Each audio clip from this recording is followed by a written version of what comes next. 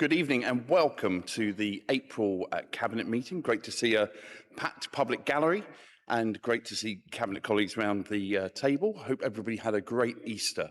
I know I had certainly one too many chocolates, but very enjoyable. Before we move to the formal agenda, I just want to raise two issues with colleagues today.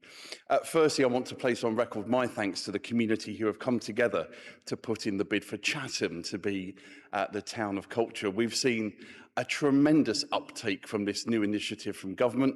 I think we're in the region of 12 or 13 towns from Kent alone. Obviously, I wish them all well, but I wish Chatham particularly well. And I think we've got a great story to tell. So a huge thank you to everyone who's been part of that. In particular, I want to place on record my thanks to the Historic Dockyard and to Nucleus Arts, who have been the kind of coordinators. But we've been very pleased as a council to support them. Secondly, I want to place on record my thanks to the team from Turn to Starboard, who are a great charity working with veterans. They are currently approximately 800 metres from where we are now, docked in Chatham Dockyard.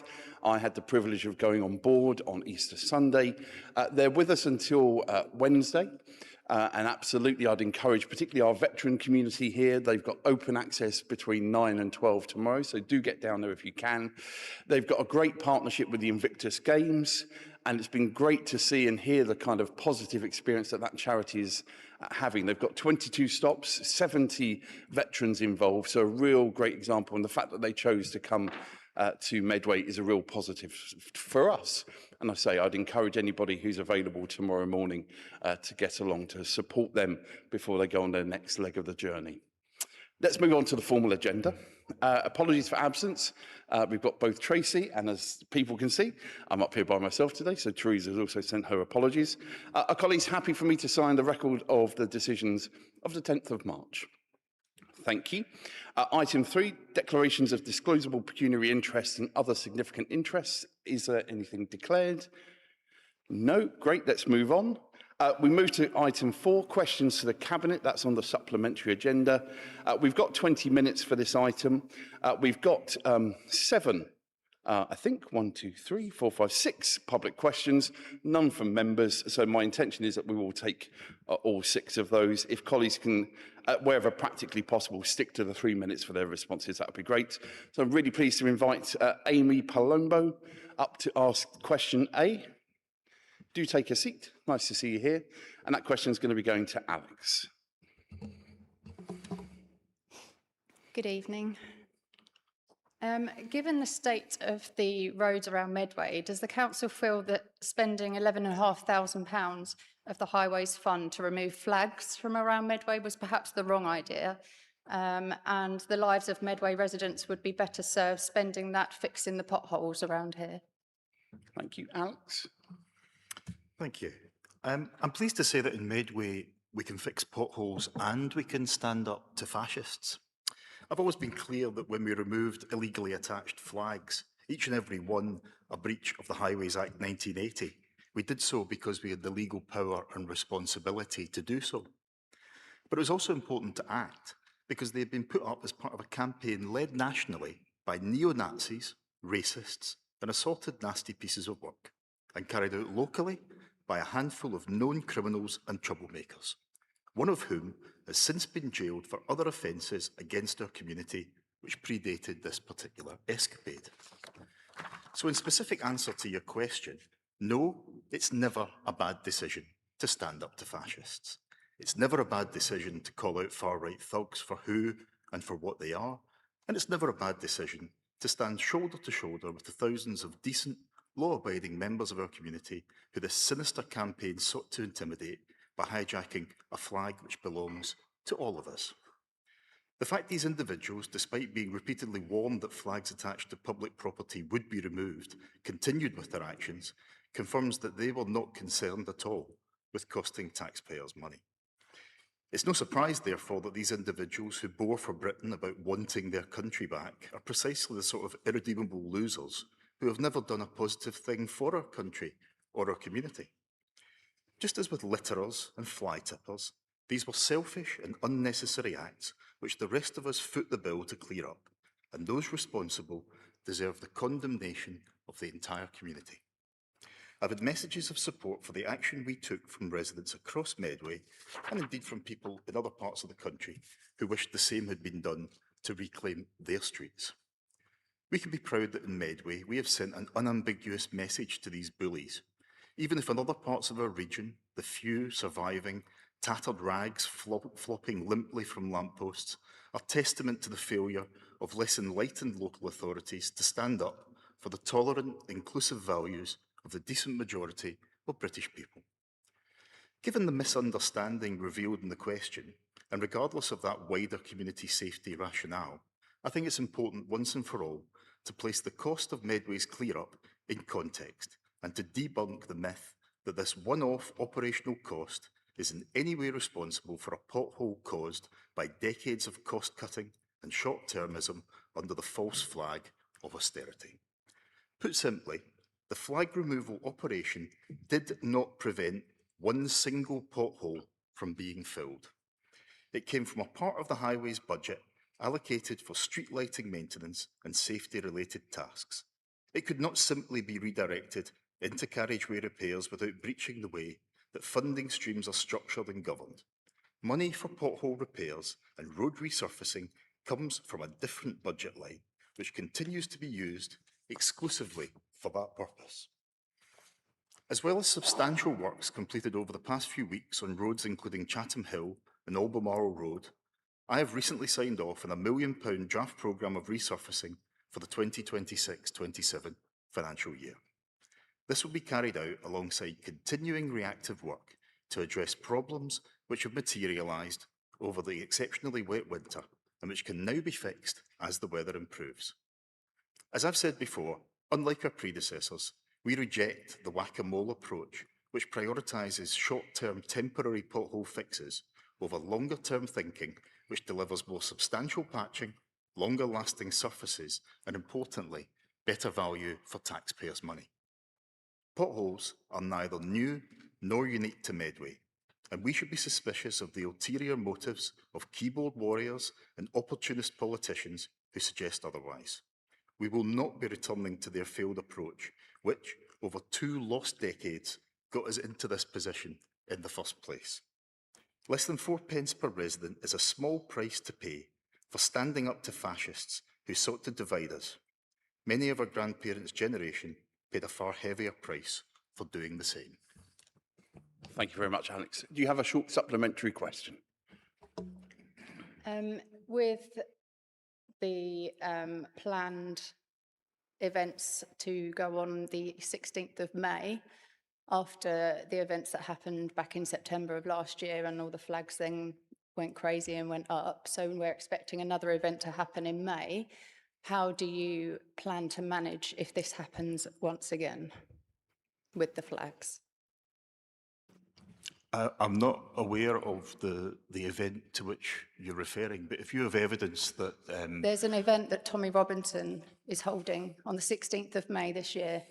Well, in that case, Tommy Robinson, as a known racist and fascist agitator, I hope will be dealt with appropriately. I'm not talking about him. I'm talking about how are you going to plan to manage the flags if people want to put them back up again around Medway? If you have information that people are planning to break the law...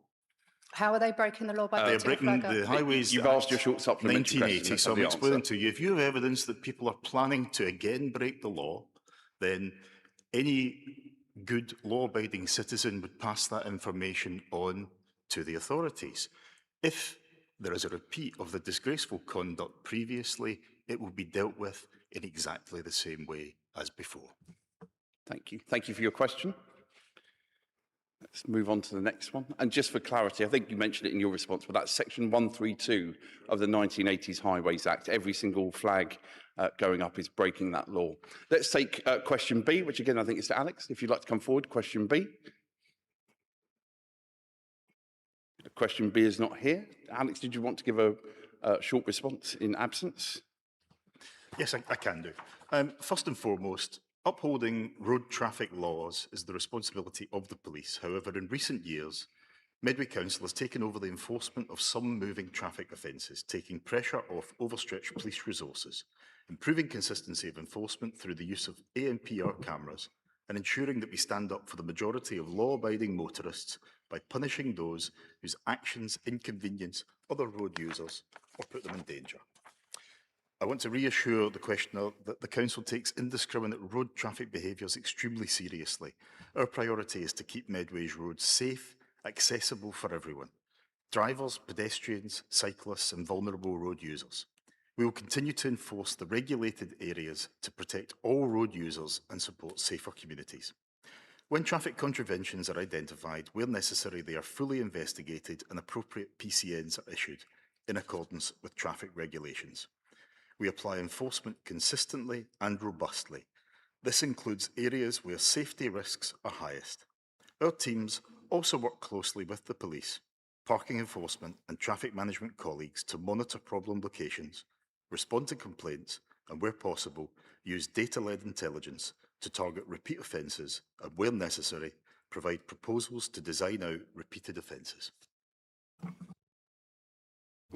Thank you very much, Alex. Let's take question C, which is from Trish. You're very welcome. Take a seat. Again, I think yours is the third question to Alex. So, Trish, when you're ready, over to you. Thank you very much. The Council's proposal for school streets around King's School Prep includes roads such as King Edward Road and part of St Margaret Street that currently have free unrestricted parking. If the proposal is implemented, it will remove access to that parking for Medway residents that use it for work, etc., as it will prevent them parking there, as they will not be able to use it during the school street time restraints.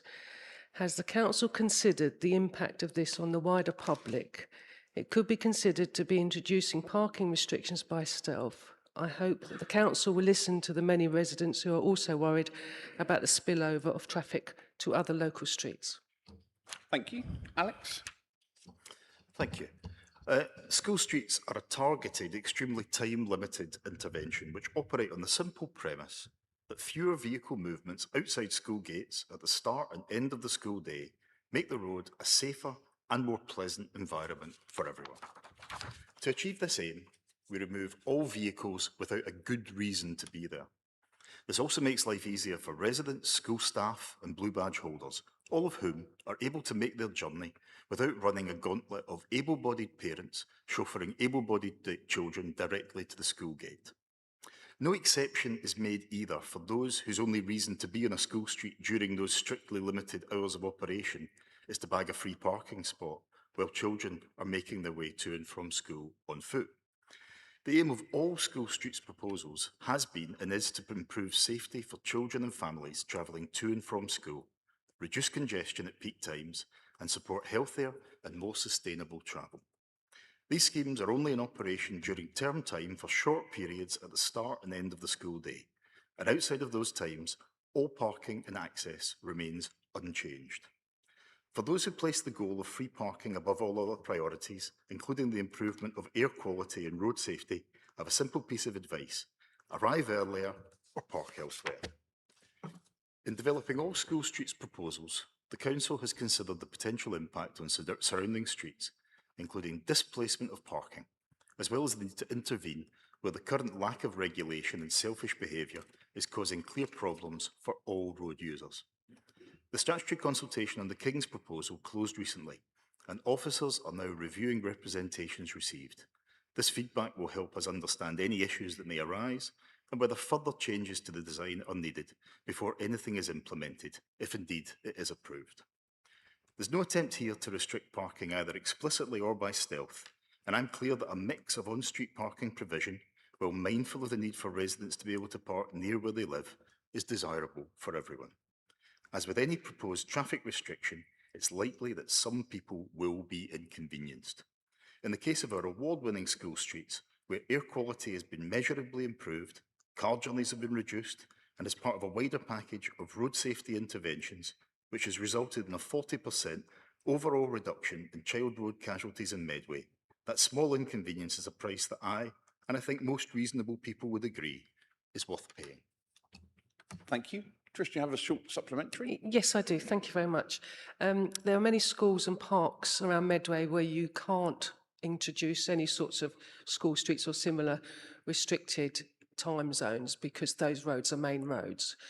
Would the council consider bringing in 20-mile-per-hour speed limits in those areas, not just outside schools or near schools, but also on the main routes that those children take to and from those schools, the ones that the 80% of kids that do actually go on foot to school? Is there any thought about bringing in some sort of speed limits, not across the whole of Medway, but in those areas that are most particularly used by school children? Thank you. Alex. Yeah, I mean, that's absolutely something that I am agreeable to in principle, and we will look at the practical application of it. I'm really interested to see what Mayor Zoran Mandami has done in New York City with the introduction of 15-mile-an-hour speed limits on school streets in New York City. I mean, I don't know whether that's necessarily appropriate or necessary for Medway, but it's something that I think definitely deserves careful consideration. I think that the issue on quite a lot of the streets that we have already introduced school streets on and where they are proposed is not necessarily speeding, but it is congestion, and in fact the congestion is what is currently preventing the speeding from happening. So I'm absolutely open to any contributions, petitions relating to specific sites, and that's something that will be given careful consideration by my officers. Thank you very much. Where Medway leads, New York follows. Thank you for the question. I can't see Elizabeth, I don't think. So you have to give a quick update in absence, please, Luella. Yes, I can. So I thank Elizabeth in her absence for her question, and I'll just read out a statement in answer to a question. So this year the Council's delivering a targeted and practical capital works programme to improve the energy efficiency of Medway's council housing, with a particular focus on homes that are currently below EPC rating of C. So we're progressing a range of actions, including improvements such as installing LED lights, upgrading loft insulation, replacing windows and doors that have reached the end of their life cycle. We're updating our void standards so that when council homes become empty and they're prepared for new tenants, they're brought up to a higher energy efficiency level, including improved insulation and energy saving fittings. We're replacing 350 older boilers with modern, more efficient models, which will lower energy use and support improved EPC ratings. And alongside this, we're undertaking new EPC assessments on approximately 10% of our stock, including our in-house HRA retrofit coordinator. So we're ensuring roof replacement works, including the installation of loft insulation to current standards. And as Elizabeth and everyone here may have already heard, we are delivering major refurbishment to St Albans estate in Gillingham, where outdated glazing is being replaced with modern energy efficiency units. And because the flats have, you would know this, Vince, the extensive glazed areas, the work will deliver significant improvements to the overall energy performance. So Elizabeth mentions in her question how we measure the progress, and we're going to do that through updated EPC ratings after the works are completed, and that will be supported by our regular performance tracking through our housing asset management system. We'll report this publicly through the Council's annual housing performance report, as well as through wider housing publications such as the Housing Matters newsletter. Thank you very much. And can I say it was great to see your video in St Albans Close. It's great to see that investment coming from this council into our own housing stock. So thank you for that. And thanks for the question. Question E, I spoke to Viv early on, so I know she's definitely here. Please take a seat. And your question is going to be going to Simon.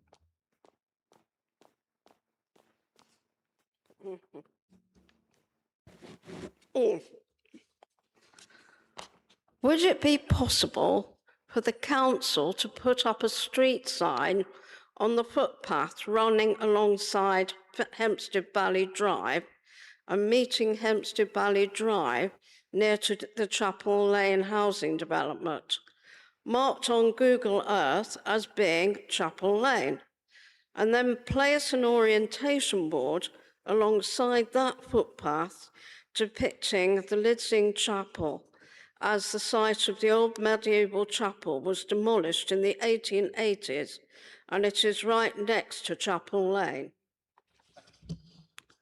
Simon. Yep. Thank you very much. Thank you for your question, Viv. And I think this is really good idea, actually. It's always valuable to recognise and celebrate historic sites within our borough, and your proposal is a thoughtful way of highlighting the heritage of the area.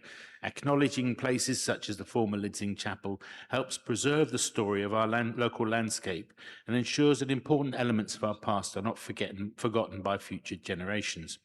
I agree that providing heritage interpretation along this route could enrich the experience of residents and visitors and deepen public understanding of the site's history. So I will therefore liaise with the relevant council teams, including our Heritage Public Realm Services, to explore the feasibility of installing an information board and to understand the potential costs involved.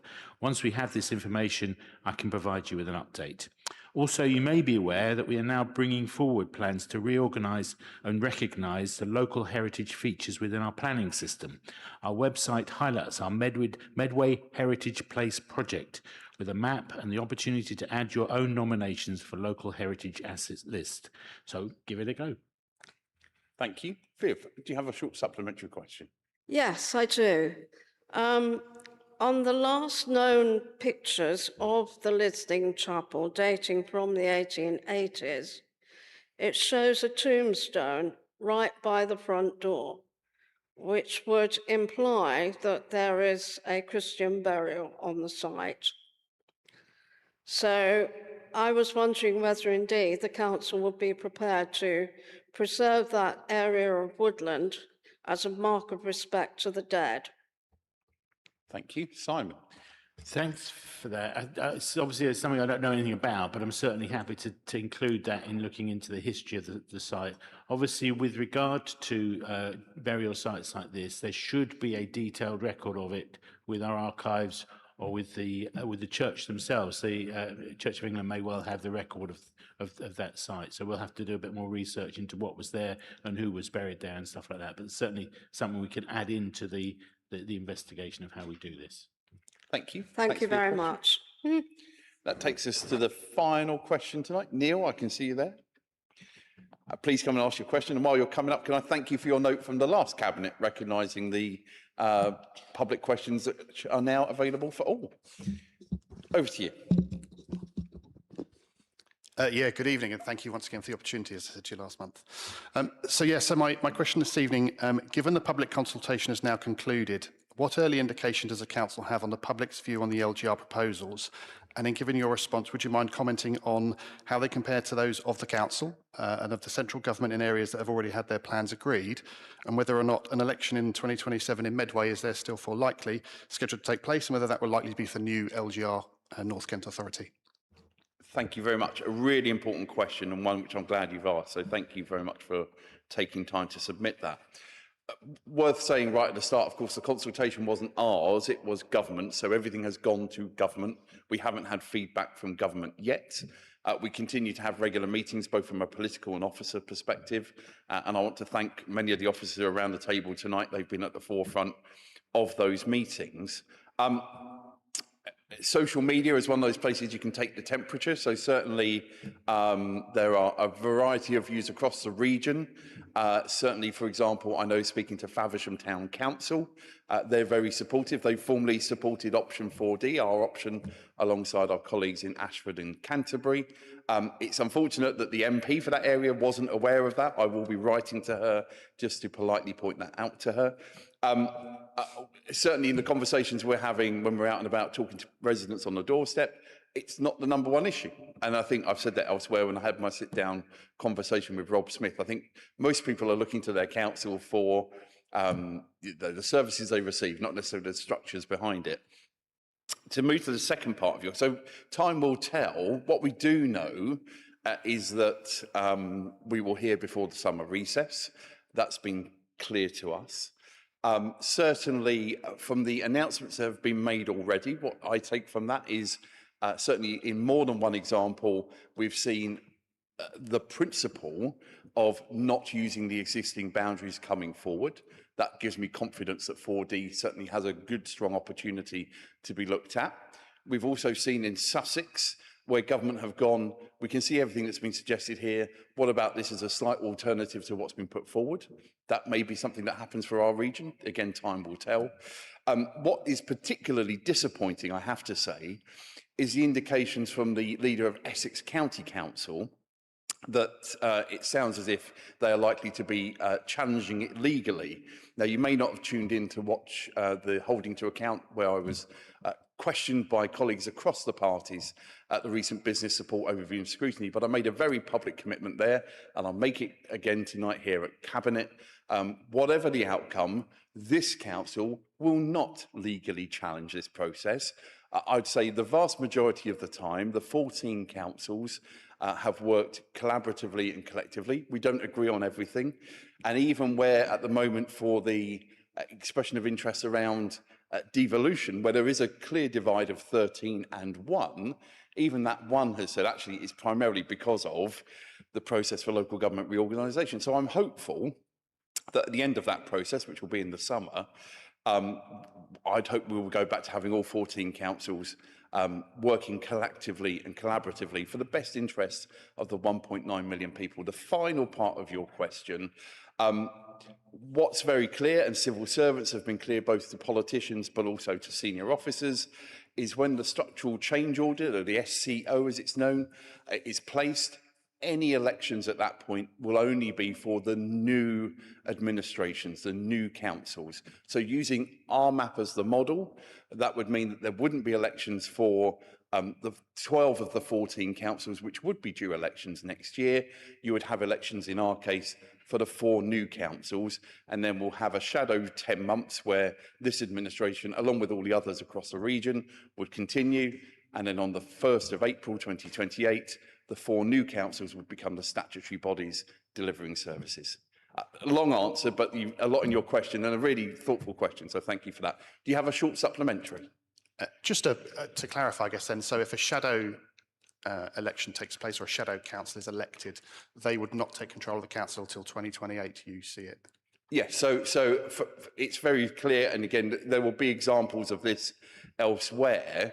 The 12 administrations that would be due for elections, they will not have those elections. What you will have is elections. So there will be local government elections, but you'll be electing a new council, and effectively for the 10 months that remain, the existing administrations across the region, of course, alongside the existing Kent County Council and Tunbridge Wells, who are the 2 councils that wouldn't be due elections in 2027. They will all continue until the 31st of March, and then on the 1st of April, the new councils will take place. There are some guidance around how that working relationship will be, but the demarcation is very clear. It will be business as usual for the 14 existing councils, and that year will be basically building the new councils ready for delivery. There will be a period of time, and if you look at Cumbria, actually in some cases that was 6 years for all of the services to coalesce. But on the 1st of April, the 14 existing councils, all of them will cease to exist, and the new councils, again, using our model, 4 new councils would take over. Thanks very much for the question. Thank you. That concludes the public questions. So thank you very much for all those who submitted questions and for those who attended. Let's move on to the first agenda item, which is over to Adam for a Children's Services update. Adam, over to you. Thank you, Vince, and may I thank the lead officers within children's education and social care for an amazing amount of work that's been going on, primarily to continue the advances that we've made, which started in July 2023 when ILACS found that Medway provided a good service for children with social care, and they also left us with an epithet, Children Matter, in Medway. Since then, we've been building on those achievements with strengthening our management, and we've also had further inspections. So, within residential care, we've had Eden House, which we were able to re-provide. That's got spaces for 6 children to be looked after. We're also commissioning work over in Twiddle in Orteven. There's going to be a new name, but that's the name that people will like remember from like before. Basically, this paper has come to Cabinet not necessarily to decide anything tonight, but to note the reports and to provide an update on, first of all, the continuous improvement, which I've been speaking about, the delivery of national reforms. So that did see, for a period of 3 to 4 months, Celia Buxton go on like secondments within Medway Council, but concentrating on the children's like reforms, and working very closely with Kelly Cogger to be able to translate what those like reforms are saying into new ways of working. Obviously, this time last year, this council made the appointment of like Kelly Cogger as our new substantive like assistant director of like social care, and she's been doing great work since then. And she is one of quite a few staff who have come up from, I was going to say man and boy, but woman and child. We've had a number of those within Medway, and you know, I was really pleased that you know, Kelly was able to take on that appointment. She's strengthened her team, and there are 2 like appointments which I can mention to you, which took place in January. So Chi Turinga is the head of safeguarding and quality assurance, and also we've had like Penny Ferguson. Sorry, he's the head of like provider services, and we've had Penny Ferguson join us as head of safeguarding and like quality assurance. So just also to move on, I'm not going to read out the like full report, but basically there's been sort of continuing positive progress. We are continuing this progress through integrated multi-agency work, and we've had particular success in supporting vulnerable groups such as refugee and unaccompanied asylum-seeking children. And that's been taken forward through trauma-informed, culturally sensitive and well-coordinated support. In fact, Vince, you and I went on a visit, which was a few months after Leanne Farrick, our director, also met the same household over in Gravesend, and they've been working on a build a bike project, which is returning mountain bikes into bikes which can be used, and they've also gained their sort of qualifications also through a course there, which has like enabled them to be able to build back better these bikes. And it's has created quite an impact, because it has helped them to be able to make journeys such as going to college, going into town for like shopping, to integrate further within the community, going to the gym. You and I went to see the project within Gravesend, and you know, that was really, really good. Since then, we've also heard that some of the unaccompanied asylum-seeking children and refugee young children, as they prefer to be called, have been treated not by the public purse, but to a meal in a Turkish restaurant, where the providers, you know, sort of put together funding for that. And that went down very well. It was the first time, well, one of the first times that they've been able to eat other than fast food, etc. So that is really good news. Equally, like within the report, it does go on to mention things like the I've mentioned Parkland's short breaks as well as Eden House. That also underwent an inspection, was found to be good overall. In terms of under the heading of like reform of services for children, that includes various subheadings, including strengthening kinship care. And I'm very pleased to report that Medway has been selected by the Department for Education to be one of only 7 authorities in the country to take part in a £126 million national pilot. And this will see increased support for kinship care. So by kinship care, what we mean there is the care that can be given by grandparents, uncles, aunts, other significant others in a child's life when unfortunately their own home has broken down and hasn't been able to continue with that care. What it sort of enables is that the similar sorts of like reimbursements can be given to kinship carers without necessarily needing to go through a means test, which happens at the moment under this pilot.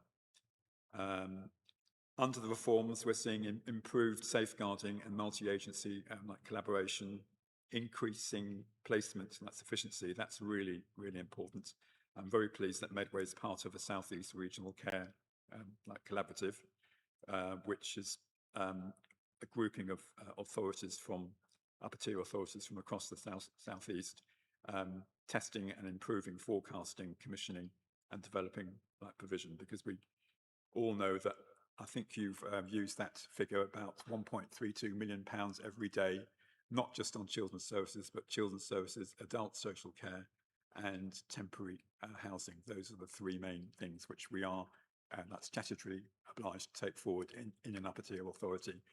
Really pleased that Medway will be leading the vanguard under local government like reorganisation, because we do have experience of over 25 years of actually running, when I say we, both the Conservatives before us and also the Labour and like cooperative administration, we've got that experience of an upper tier authority combined with the old district council functions, so that people only need to go to one set of councillors in terms of being able to take forward their needs. Really joined up local government, which will lead towards us getting an elected mayor, which will enable us to be able to take forward like devolution. But on the subject of mayors, we're also going to have young mayors coming in within August, and that's going to be associated with the child-friendly Medway like initiative. And this will be primarily year 7, and I understand we're going to have our first elected young mayor in August of this year, supported by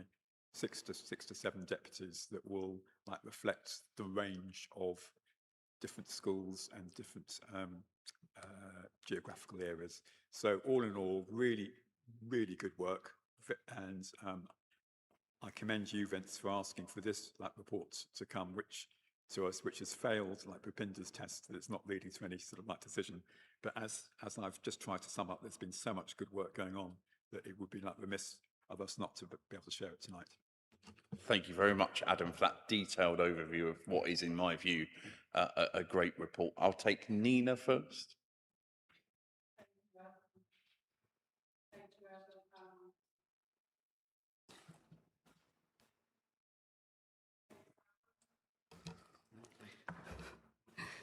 I'm not going to say thank you, Adam, for the 4th time. But thanks, Leanne and Celia, as well as Kelly. And it's great to see Kelly going from strength to strength as well. She's homegrown sort of management, and we have seen her progress from senior prac upwards and gone up to become the AD.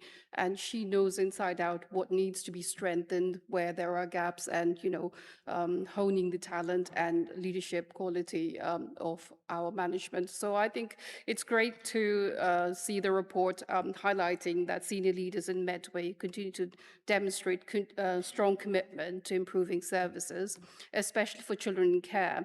And that is quite obvious from the range of examples that you gave as well. And Adam, you've been quite passionate about the Young Mayor scheme as well, and great to hear that it's finally coming to fruition.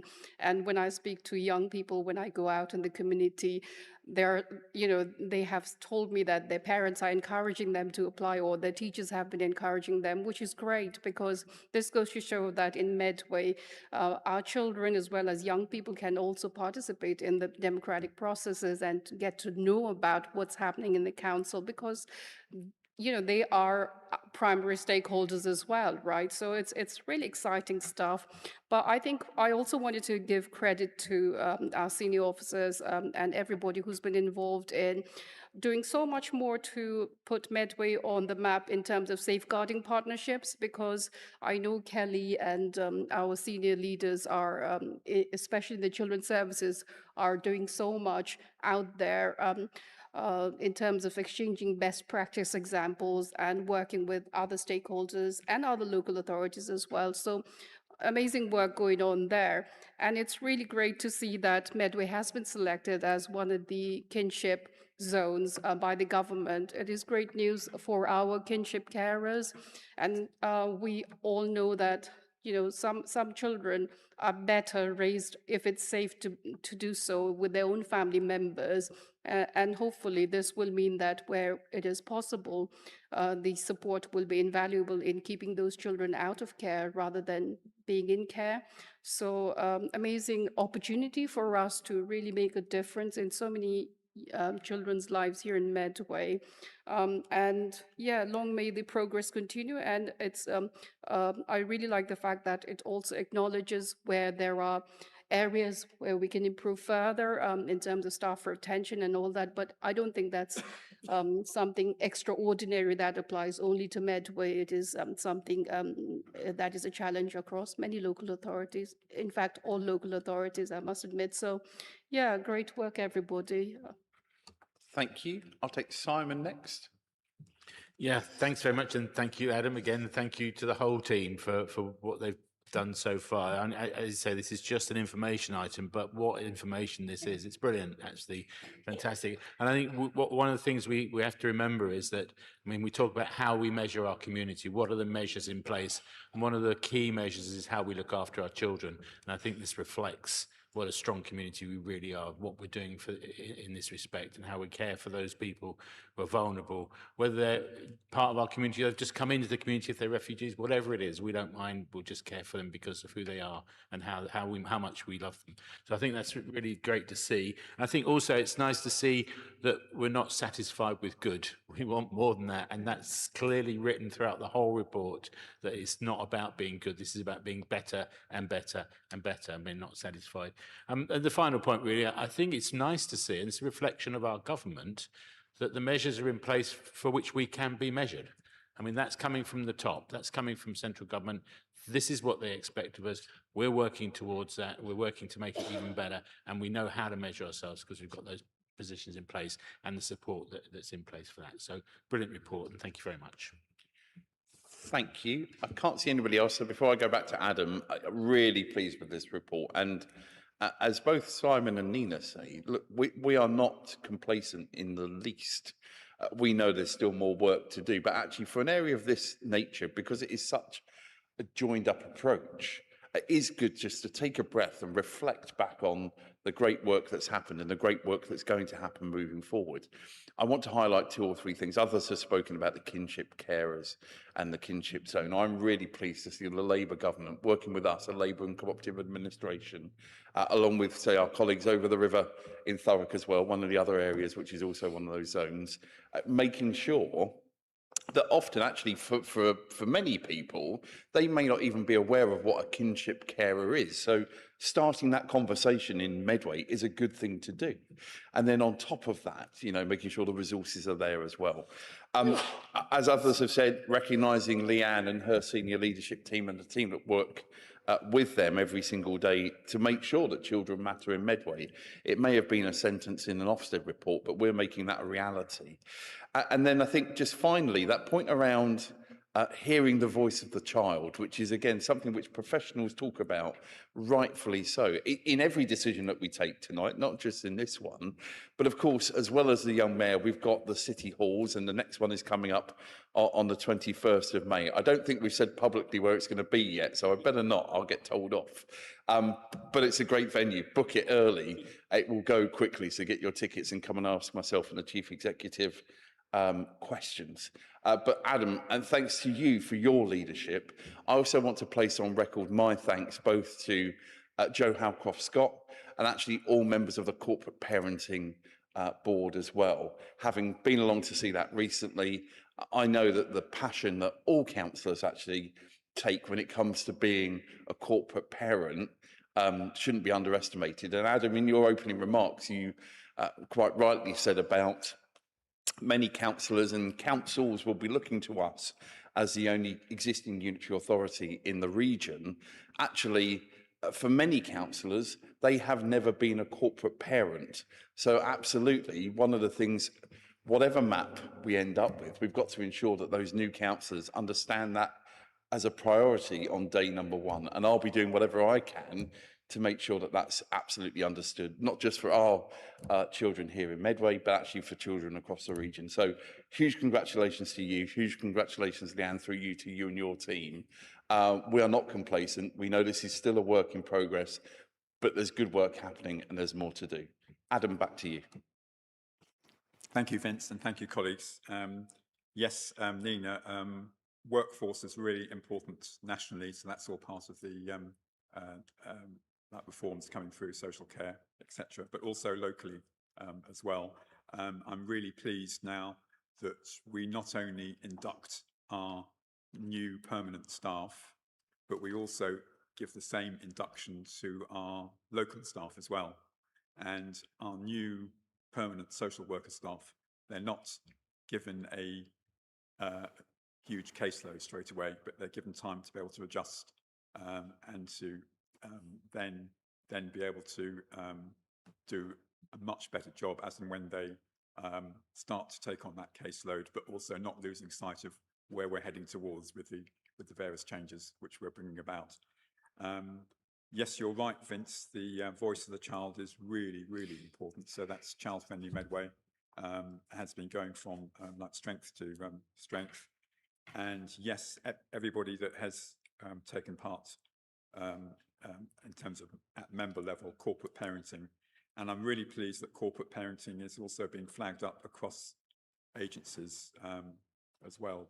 So our care leavers, etc., there'll be more of an impetus for the health service and for other agencies to actually recognise the need. And of course, we did pass our motion earlier last year around people with care like experience being a sort of registered characteristic or recognised characteristic, etc. So and then Simon, thank you very much for your support. Yes, you're right. It's a measure of a decent society is how well we care for our vulnerable, and particularly our vulnerable children, because they're our future generation. We've been able to do some quite new pieces of work through corporate parenting, such as with Young Lives. We've had the reverse buddy scheme.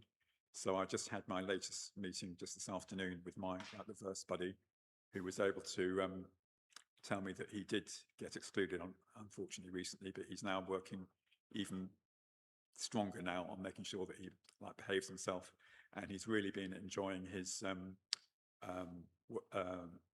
work experience, and even as far as he's actually going to recommend that he be allowed to flip burgers on the last day of term in the summer term, whilst they're saying goodbye to some of the people leaving the schools. So thank you, colleagues, for your support. And just finally to mention the Mockingbird constellation, that's really important as well. On Good Friday, I was able to go along to follow up on an earlier safeguarding visit to see the first constellation, the Ladybird constellation, in practice in the Haven holiday home at All Hallows, in a caravan that was decked out with duvet covers, etc., with Easter message, etc., and all that, and a couple of people in sort of creature guys, mascot guys, who didn't go out of role once, so they didn't speak at all, but they really greeted Councillor Jackson and I, and it was a pleasure to see. I've had a word with Kelly. She's going to go and visit that example of excellent care, as I see it, out in our Haven holiday park. Thank you. Thank you very much indeed, Adam. Is the recommendation agreed? Agreed. Thank you. Let's move on to the next item. I will remind colleagues that obviously for all blue papers, we don't talk about blue papers. We're not intending to go into closed session. This is particularly important. There was some sensitive information in the blue paper, so I would just politely remind all colleagues, I know you won't, but it's important to remind colleagues of that. Luella, over to you. Thank you, Vince. Just to add to Adam's comments about children's services, just to remind you, Adam, that in our new housing allocations policy, care leavers are recognised, with Medway care leavers being recognised at a higher banding. So it's a cross-directorate support for children's services. One Medway. So moving on to my report. So this is for the HRA acquisition of a registered provider's residential stock profile in Medway. So just a bit of background there. Medway Council's Landlord Services, the Housing Revenue Account, the HRA, were advised of a potential registered provider transfer opportunity of social housing properties as part of this organisation's, the registered providers, larger asset disposal and rationalisation strategy. So before I go on to what the recommendations are, I'm just going to highlight a couple of points. Firstly, that this purchase and borrowing will be ring-fenced within the HRA, and that the idea is to increase our capacity, so we'll effectively give the existing Medway residents, these are Medway residents that live in these properties, a safe, secure home and a good landlord in Medway Council for the future. And it will also give those tenants that live there secure tenancies, as well as a local, easily accessible landlord in Medway Council. The council would take control of the properties in question and would have 100% nomination rights going forward, which will manage and maintain them in the same way as with all council-owned properties. This will ensure we don't lose Medway social housing stock to other entities, and this will help future Medway residents and their families. So the acquisition aligns with our administration's ambitions to increase our social housing stock. The properties would be absorbed into our management areas and our current operational teams for like repairs and maintenance without creating unmanageable pressures. And as the capacity, the teams would grow as in line with the extra income stream that comes in. So it's not expected to be unmanageable going forward. Just to point out to Cabinet that a high-level financial modelling has been undertaken by Savills within the HRA for borrowing, and this has been stress tested with various interest rates, and this has indicated that the acquisition would be viable. And just to remind everyone, the HRA is ring-fenced separately from general council finances. So I'll go to the recommendations, but I just want to reassure everyone, it is a good move for the tenants that live in the properties at the moment. All right, they're not vacant, there are people living in them, but it does mean that those tenants will continue to have a controlled rent. There'll be council tenants going forward, well-maintained properties, safe and secure for the future, and also for the benefit of future generations of Medway. So I'll go to recommendations and then open up for comments. So the Cabinet is asked to approve the transfer and acquisition of the registered provider's Medway portfolio of 791 properties to Medway Council's HRA, subject to financial and regulatory due diligence. That's a really important part. The Cabinet is asked to recommend that full council approves the necessary capital borrowing of 45.95 million, including associated fees, and because of the sum of money will need to go to full council.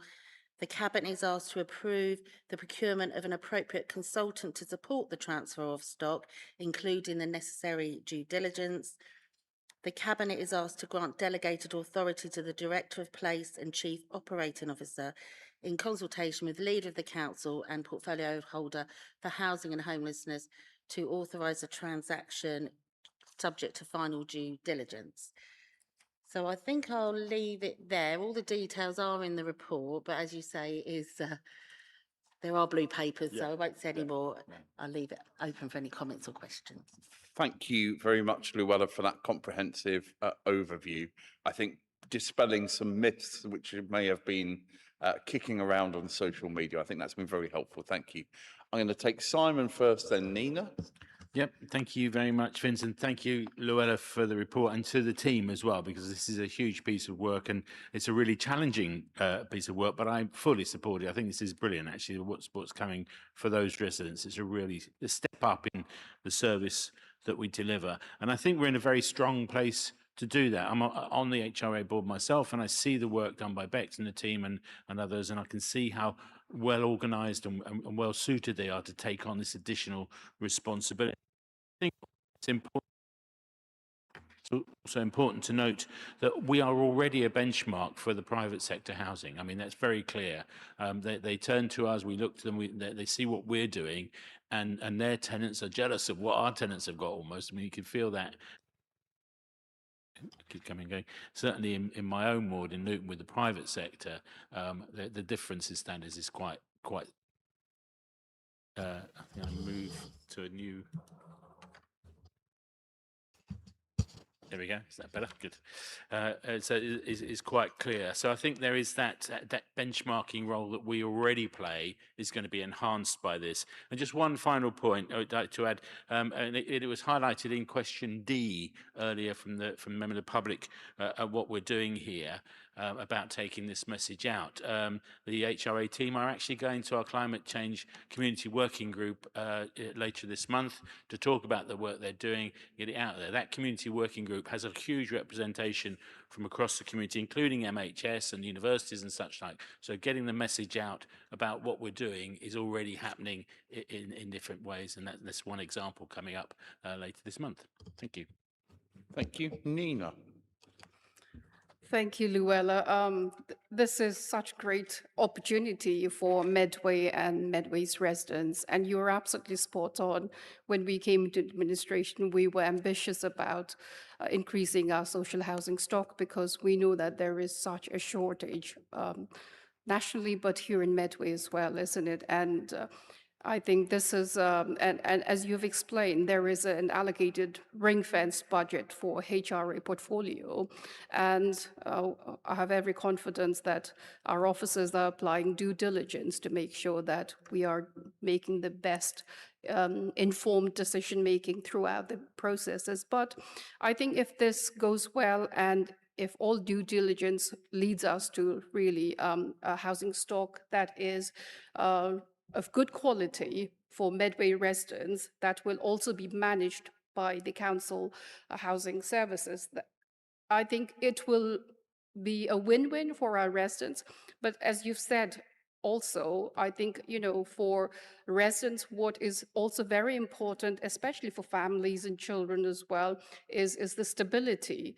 And for these residents who are already living in these properties to know that they're not going to be offloaded to another, housing association, but actually come into Medway Council where they are residents here and they will be served by our housing officers. I think it's such a added layer of reassurance for those residents. And you're right as well, at the moment, if we don't use this opportunity and if it goes to other landlords, then I think it will be a huge missed opportunity.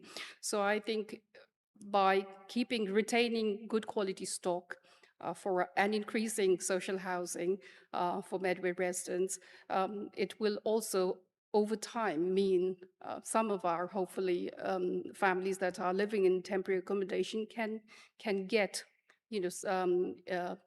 can be rooted into these housing stock.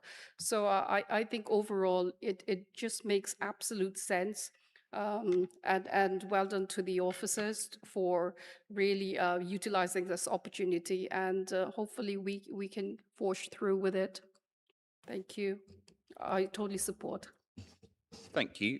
Before I come back to you, Luella, let me say a couple of things. So firstly, Nina is right that if we weren't taking this opportunity longer term, it could well be that those houses are owned by somebody that isn't necessarily on the Medway Council home choice system. So absolutely securing that for the future shouldn't be underestimated. So I think it's, for that reason alone, it's the right thing to do. Of course, due diligence needs to take place, and that will be happening as we speak, but that can't really start until we've had this decision made tonight. And I know that work will be going at a pace, although there, of course, has been informal conversations to date.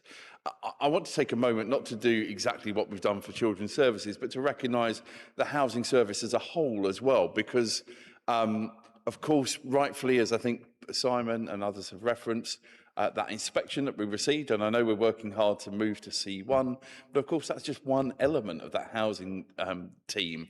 We've got the ongoing work with the additional and selective licensing, really important priority for us as an organisation. We've got that front door that we've got, and you and I will be out in Gillingham later this week for the big door knock. We're really excited about that as well. But on top of all of that, we've also got the One Medway lettings team, making sure that actually both for tenants and for good landlords, they've got faith in us as an organisation to step forward. Nobody forces anyone to become a landlord with One Medway lettings. People proactively choose to do that. And the reason they're choosing to do that is because of the brilliant housing team under your political leadership. So I'm hugely grateful to all elements of that, under the leadership, you politically, but Bex Wilcox, from an officer perspective, an outstanding head of service. So very supportive of this. It will be great to get this secured and in place.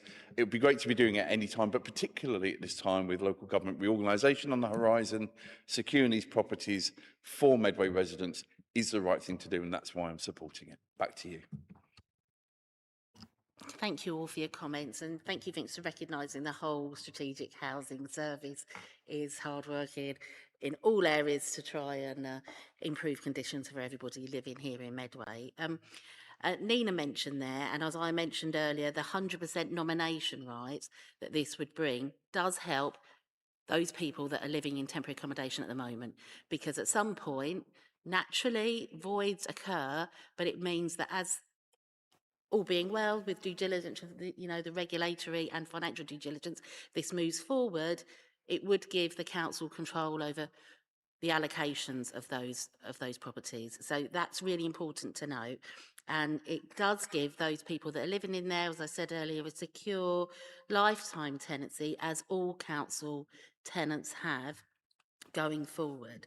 So before I move to the report and give you the options, I just want to thank Bex Wilcox and Adam Spokes for their work on this and everything they do. And going forward, this will be a big task, so it will be a lot of work coming forward. So I'll move to the options, and then we'll go back to you, Vince. So option 1, agree to the HRA acquiring the registered provider's portfolio and obtaining the necessary additional borrowing to fund the 45 million purchase price and associated fees. That is the recommended option. Or option 2, do not approve the acquisition, and this would likely result in the properties being sold to another provider or remaining with the registered provider, potentially missing a strategic opportunity to consolidate local social housing stock under council management. The preferred option is option 1. Thank you. Colleagues happy to agree option 1, recognising, of course, some of those elements go on to full council. Is that agreed? Agreed. Thank you. Let's move on to the One Medway Financial Improvement and Transformation Plan, refresh, otherwise known as the FIT plan. Can I place on record my thanks to Phil and the team, both the finance team, but actually the team across the council. I often talk about a One Medway approach. This is probably in its purest sense, because absolutely, if you look at the work that's happened over the last couple of years, this is the kind of heart of it, really beating every single day across the council. So I move the recommendations as laid out in there.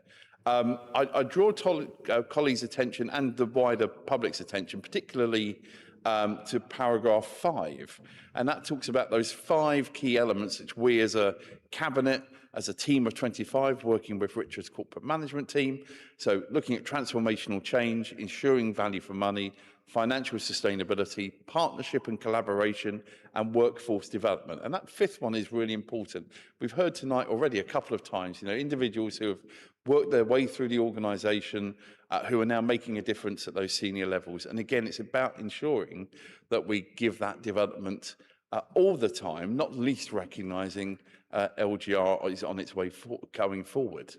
I'm really pleased with the work that's happened on this, and as we saw when we took the Q3 report for this financial year, that we were already at 81% of the target in 75% of the year.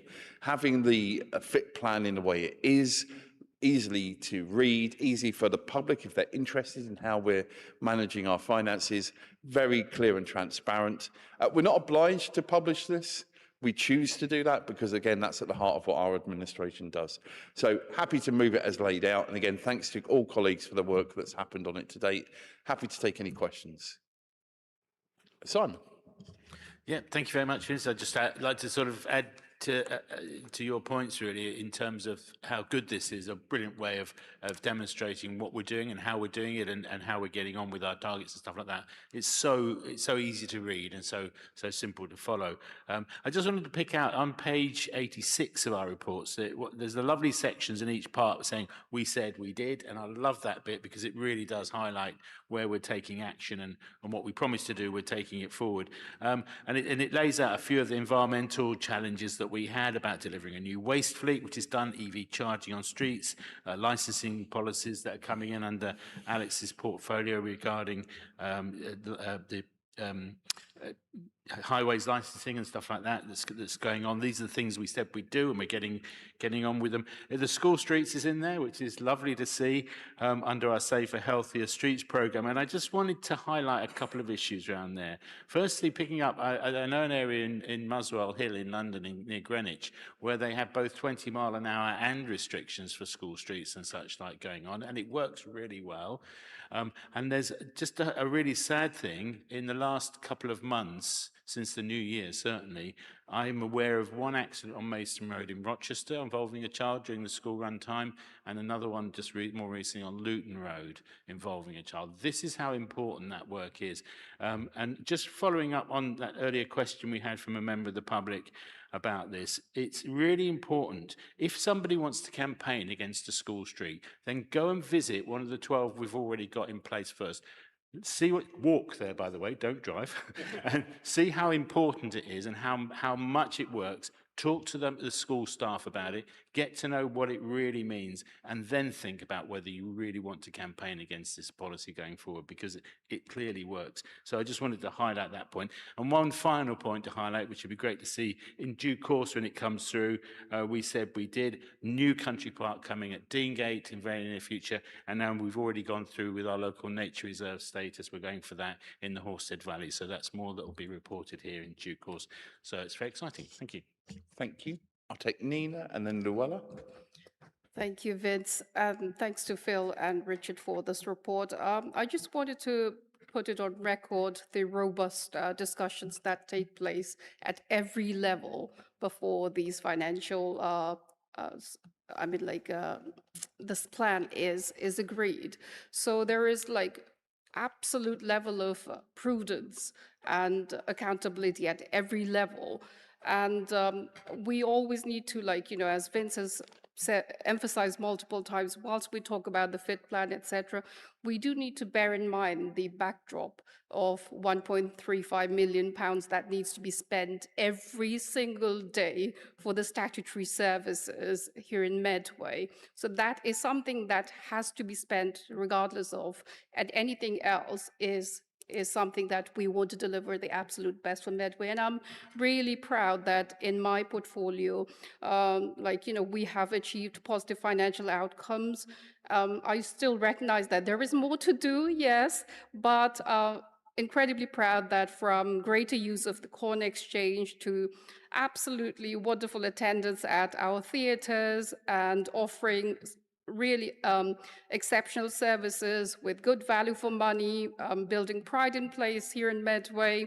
And we've also seen outstanding usage across our Medway sports offer, but it has come with us investing across all of our sports centres.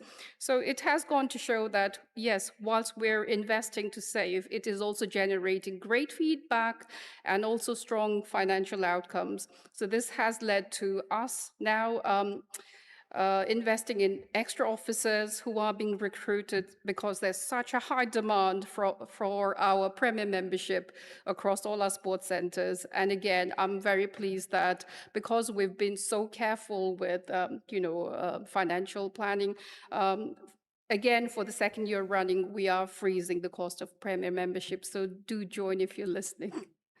Thank you very much, Nina. Excellent words. Luella, please. sales pitch for the sports centres.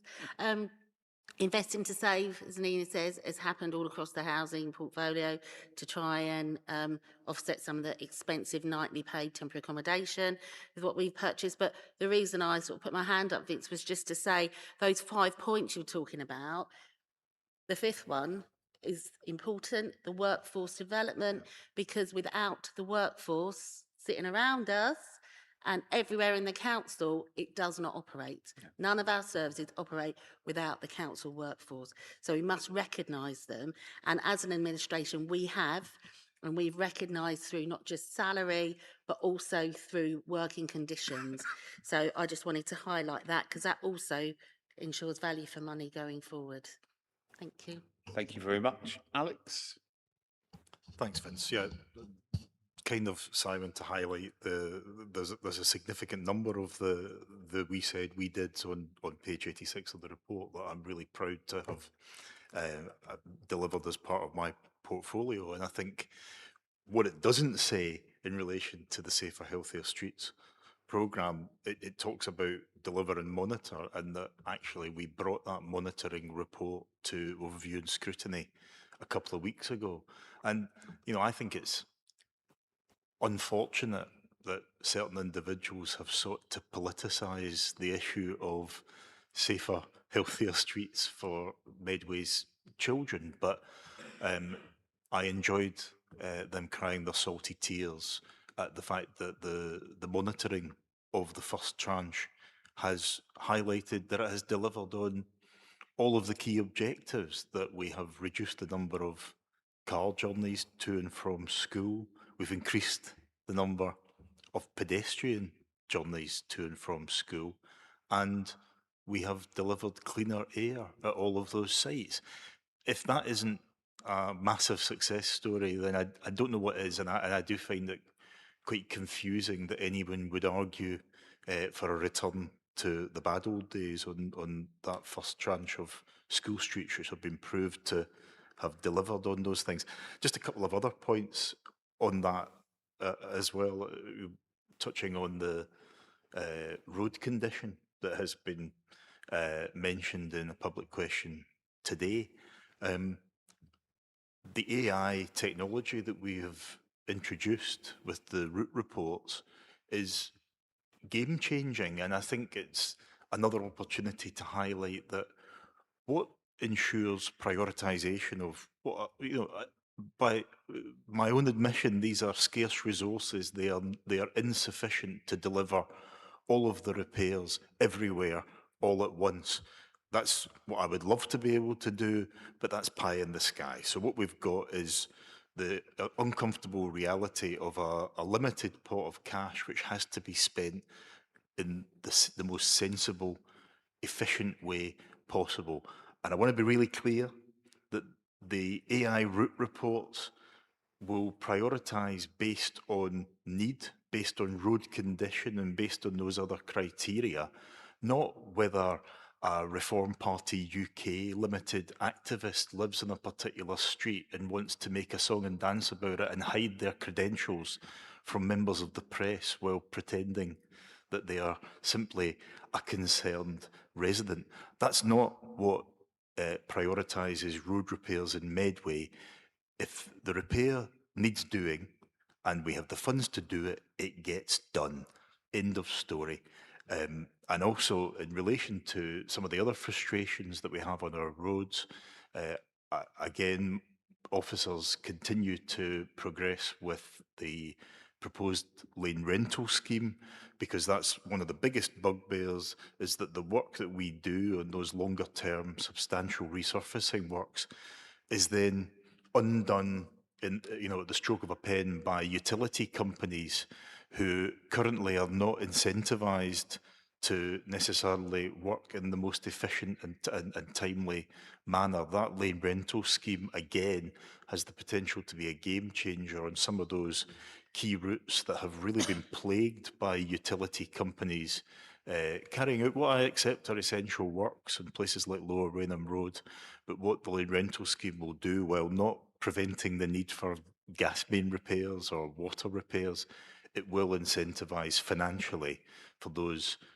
private monopolies to carry out their work in a manner that is efficient and causes the least disruption to Medway residents. So these are not theoretical improvements that we're talking about here. These are things that have actually happened or that are about to happen. So I would certainly encourage residents to read the report and celebrate the fact that we really have turned the corner on quite a dark period for local government in Medway in terms of funding, and now we are being a lot smarter with the way that we are spending taxpayers' money, and I'm really proud of this report. Thank you very much indeed. I can't see any other colleagues, so thanks to everybody for their contributions and submissions there. I think really powerful to highlight what is a really good piece of work, but of course there's still more to do. None of us here are complacent, we know that.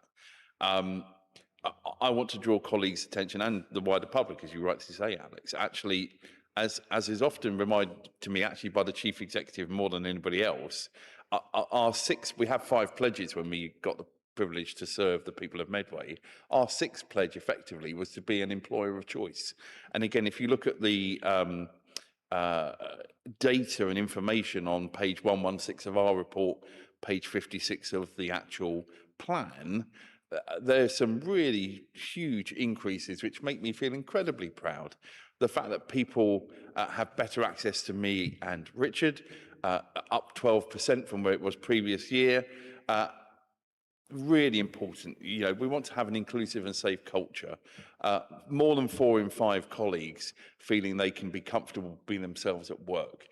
I can tell you there are other councils not that far away where that figure is not 82%. And I don't say that for the sake of pointing and doing whatever. I say that because I want that figure to be as close to 100% as possible. For lots of legitimate reasons, it will be impossible to get that to 100%, but that is the highest it's been for some time, and I'm very proud of that. And I think I want to pay particular tribute to actually Sam Beck-Farley and the team there, you know, working closely with our equality strand groups, but also our trade unions, all working together to help build that good workplace. So, and I look forward to being more accessible at our Medway Lives, which are our internal version of Medway Matters Live. So look, this is a helpful report. The final thing I would say, of course, is, as colleagues will be aware, alongside this plan, and this plan is important, by the nature of having exceptional financial support for this coming financial year, we will have a further engagement with CITFA. I look forward to that. I value their opinion. I look forward to working with colleagues who we have worked with before, and I know those conversations will be happening very soon. So I look forward to that as well. But I'm happy to move the report as laid out. Is that agreed? Thank you. That then moves us on to the next item, which again is myself, and I'll remind colleagues of the additional information in the supplementary agenda, which is a feedback from scrutiny. I'll move the recommendations as laid out. Of course, this will need to go to full council as it's part of our constitution. This has come about for 2 reasons, primarily actually because we want to listen to scrutiny, and scrutiny said last year, can we have a look at using third-party petitions to bring forward issues of interest to the people of Medway. And of course, those of us who have been around before May 2023 will remember that actually it was myself who in opposition said, why can't we use these other petition websites? And at the time, the administration then chose not to take that forward. So I was very pleased to see this come forward. And I was actually in the room because it was the same night as me being held to account. I found some of the debate interesting, I think would be the polite way of putting it. There seem to be thoughts that this is somehow trying to push, and of course, some of the report refers to change.org. There are other third-party websites of lots of different methods of getting that information, but there'll need to be some information available to make it possible for us to use it if you look at what is being suggested. If you look at some of the top 10 petitions on change.org at the moment, the suggestion from at least the deputy leader of one political group was, this is just to start Labour Party left-wing talking points. Well, if you look at the top 10 petitions in the UK, some of those are not necessarily that friendly, particularly to government. So I would reject the suggestion of that. I understand, and I know there's a number of people here and elsewhere in the council who have worked in MPs' offices who will be receiving sometimes hundreds of emails because that's the nature of how this stuff works. But for me, this is about us opening up democracy. Same as we had a number of public questions. We could choose not to do that. We've chosen to bring that in for the first time in Medway's history. So really pleased to be bringing this forward. There were other questions around the petition thresholds. They haven't changed. They are what they've always been. And I think the phrase that somebody used was they were a bit of a red herring, because actually if you look at what those petition thresholds do and trigger, actually all of that happens already. You're already getting responses from senior officers. You've already, if you're a lead petitioner, got the right to come to a scrutiny committee to have your voice heard directly. Again, for some time, the only place actually residents could have their voice directly heard away from full council. Of course, that's now here as well. So if scrutiny, and I think to be fair to at least Conservative members of scrutiny, they said, let's see how this goes over the next year, and if we need to make any changes, let's do that accordingly. The Vice Chair of the committee, Paula, made a really important point around security of our own e-petition system, and has suggested looking at whether we can add in a capture type function just to protect it from any AI or other bad actors. I hope people know what a bridge or a traffic light looks like. That's always helpful, or a bicycle, they're always the ones you get. So that work's going on. We don't have that information tonight, but we will have that by the time we get to council to bring this forward formally. So it was interesting to hear that debate. As colleagues will know, we as an administration want to hear from the public. And although we've had an e-petition available on the council website, I would say that it is not the most straightforward, and actually it's not one where people necessarily go to at the moment if they want to have an issue raised. So from that perspective, I'll be certainly looking to see whether we bring forward something specifically on the capture element for our own e-petitions. But I would be saying, other than that, I think we will move forward with what was originally planned. I thank Scrutiny for their comments. And obviously, like I say, it will go to the April full council. But then it will sit actually through till July, because, of course, we won't take this issue to annual council in May. I'll pause there. And colleagues, got any questions or thoughts? Alex, please. Yeah, thanks, Vince. I mean, when you refer to those of us who've been here a long time, I mean, I think back to time before being a member of this council, and I've said before, I started out as a parent of children at a school which was facing closure. I turned from a parent into a campaigner, into an activist, into a candidate, into a councillor, and there is a real roadmap for activism for those people who care enough about a subject to, at the very least, start a petition about it. And I certainly don't think we should be quibbling about the software that they might use, or the web provider they might use to do that.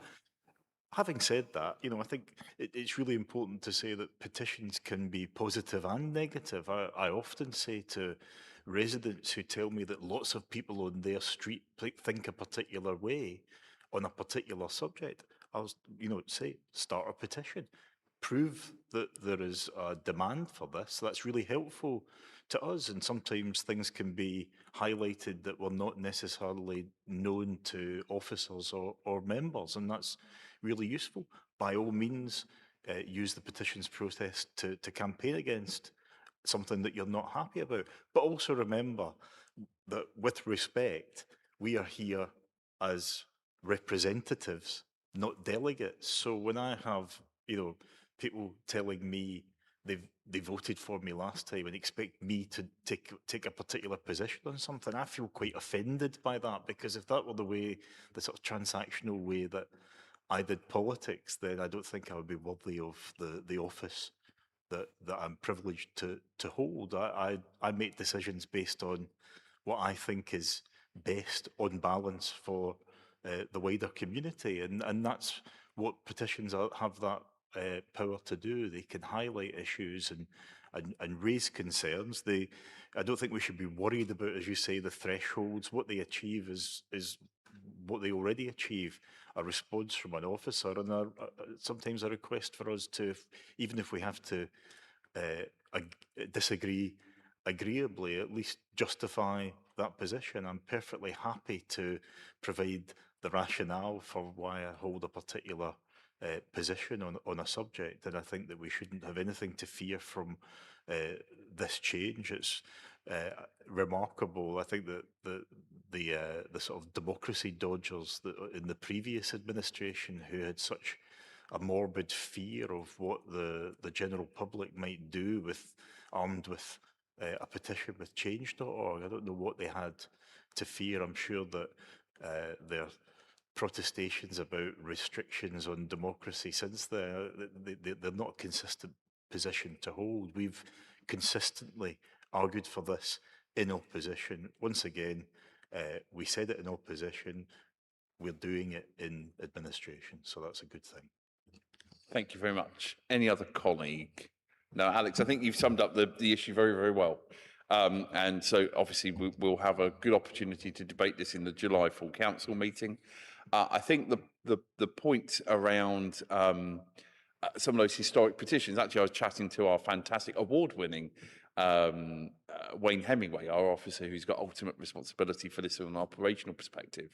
And we think probably there was only one or two petitions in the history of Medway Council who probably met that higher threshold. For those of us who were around the SOC campaign, Save Our Chapter Kids. And of course that was 12,000 paper signatories.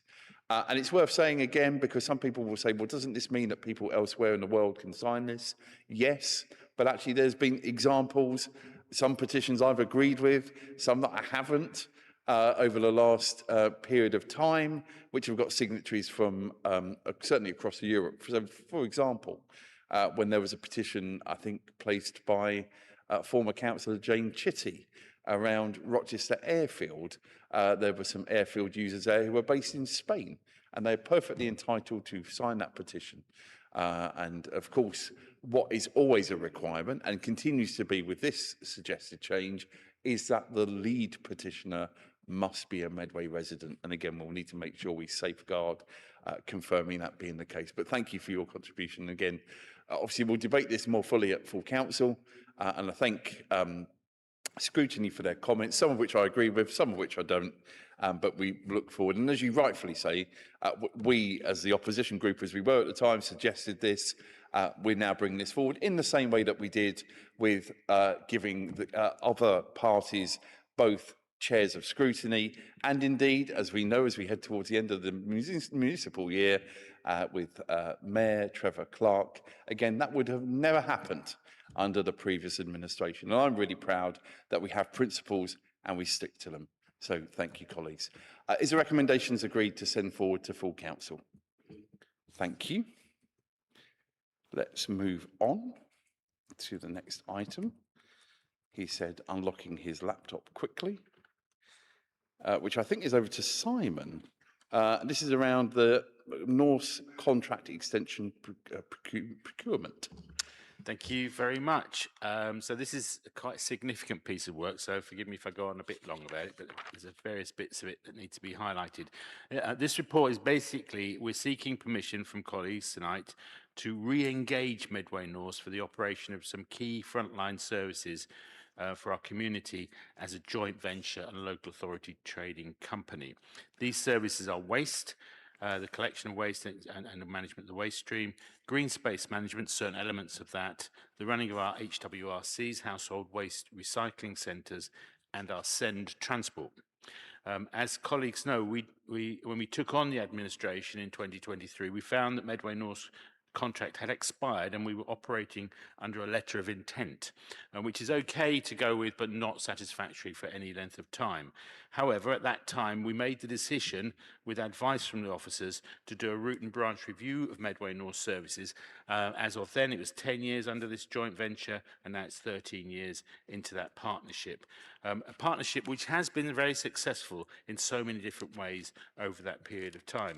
But it is our responsibility after such a long period to ensure delivery of quality services and value for money to carry out this kind of review.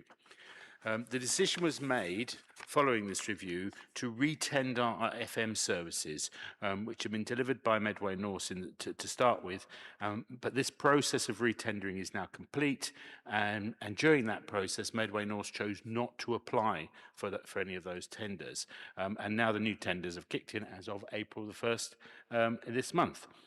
We also decided to bring certain elements of our green space services in-house, including a country park, management of our trees and allotments, and one or two other bits and pieces as well. And we have reviewed these, and we are restructured, and we have carrying on the structure of our green space services and the delivery of these services, and that's going extremely well. So Medway North is now, as I've mentioned at the start, responsible for the management of our waste services, the HWRCs, certain elements of green space management, and our send transport. The review of Medway North focused upon 4 key elements. Its governance, which is now complete, with a new lactose structure that's in place and the new board structure that we put in place. The budgeting for 2026-27, which has gone through thanks to some seriously hard work on part of Phil and his team. A business plan, which is now drafted and due for completion, hopefully this month, taking us over a 5-year period through the LGR boundary and into the future. And this last element, which is the contract. This is a 60-month, this will be a 60-month contract with an option to extend for a further 24 months. It takes into account the LGR changes and ensures continuity of services over the LGR changeover that's going to happen for our Medway residents, because it's such a significant period of change. We want to make sure that we've got that continuity of service going on. As a joint venture, Medway Council will continue to benefit financially from this arrangement, as Medway North will continue to seek commercial opportunities. I should point out that the detailed arrangements for terms and conditions are still not ideal, and we must bear this in mind when making our decision this evening. However, this is not the way, in my opinion, we shouldn't not recommend what we're doing tonight, because having that continuity of the contact and keeping it operating are clear, and we can negotiate changes as we go forward. All the services that we are delivering are statutory functions, so they have to be done. Once we enter into the contract, and this is something else to bear in mind, we will need to make further changes by mutual consent with Medway North and North Commercial Services, who are their parent company. We are now going through this process of a new waste strategy, which will bring significant changes to how waste is delivered as well. So there will have to be changes as we move forward. These risks are mitigated, however, by a continued JV relationship, this joint venture with income for us, which we have with Medway North. The removal of the FM and elements of green space services makes it easier for Medway North to focus on their core service delivery and opens up options for more commercial work. It also ensures the secure employment of all the staff involved with the delivery of these statutory services. Currently under operating this letter of intent, that is not as secure as it should be. And it also ensures the continuity of delivery for the upcoming LGR process. Colleagues will recall that SIPFA were extremely concerned about the fact that we had no contract for our key statutory services in this area, and this will resolve that problem as well. And the new governance structure that we have in place is robust and built on mutual interests and mutual support. The new business plan is looking at all the Medway North work for over the next 5 years, and so we are looking for colleagues to support option 1 as laid out in the paragraph 5.2 of the report. I'll stop there for the moment. Thank you. Thank you very much, Simon. A really detailed overview and really important. Any colleague, any question or comment? If not, Simon, let me say a few things before I come back to you to wrap this item up. Firstly, I want to place on record my thanks to the team from Medway Council, but also the team from Medway North, Justin, Andy Mann and others who have entered into this discussion in good faith on both sides. It's important. We took a different approach from the previous administration from the governance perspective, and I stand by that decision. It's the right thing to do. SITFA have always been clear. You shouldn't have elected members on boards. That's clear. And so from that perspective, we made that change. That was the right thing to do, not just for Medway North, but others as well. And I stand by that. It's the right thing to do. I listen to experts. I think they're important. And you're right. I mentioned SITFA will be coming back to see us in due course. One of the things I'll be pleased to be saying to SITFA is actually, having heard their recommendation in this area, we're making very strong progress. Not as quick as anybody would like, but certainly as quick as required. And I think that's important too. When I was being held to account, Councillor Andrew Lawrence asked me the question, do you not just want a DLO? Is that not what you really want? Well, here's the thing. That is an option tonight, an option I'm not voting for. I'm voting for the option one as laid out in the process that we've got in front of us tonight, because that's the right option for us. And I know I've said it here before, but I'll say it again as well. Of course, alongside this, and this is the TECL process for these 4 items, you know, I think it's important to recognise as well, in open competition, Medway North through North Commercial Services won in open competition some of the HRA work which they will now be carrying out, you know, and I know Luella's referenced that at a previous cabinet meeting. So look, I think this is the right thing to do. It's not right to have a relationship for 13 years and just nothing changes. You've got to always be reviewing, reflecting, refreshing, and we've done that. Again, it's taken probably longer than any of us would have liked, and that's not, there's no blame there. It just has. And I think that relationship is important moving forward. And the final thing I'll say before I come back to you is, you referenced it in your opening remarks, that point around local government reorganisation. This ensures, and whatever map we end up with, I hope it's 4D, obviously, but whatever map, realistically, these services will be for around half of the new North Kent Council area, approximately. So having that peace of mind for whoever is coming in, but not tying them into a 21-year contract, as we've seen from our friends down at County Hall, is the right and mature approach to take. So I want to thank you personally for your leadership in this. I know you've given hundreds of hours to get us to this point. So I want to thank you very publicly for that. And look, I think we're in a good place. I'm lactose very tolerant. So from that perspective, sorry, it was there, I had to say it. I'm really pleased that this is the next step in that relationship between us, North Commercial Services, and as we move forward, I genuinely hope that North Kent Unitary Authority, or whatever ends up being called, continues far beyond the 7 years that are within this contract. Simon, back to you. Yeah, thank you very much, and thank you for your kind words. I mean, this has been a difficult process. I won't deny it's been full of sort of different issues being raised and different situations arising, hurdles, if you like, to overcome throughout that process. But what I would say, and you highlighted that, is the way that our officer team from both sides have stuck to the task. It's been quite remarkable, whether it's been in the financial area led by Phil, or in the legal area led by Bhupinder, or within the sort of service area, you know, with the regen side of things, which is all led by Adam, all through there with Ruth and Nadeem, and I can name the other staff, and Andy Mann and Jamie and others in Medway North.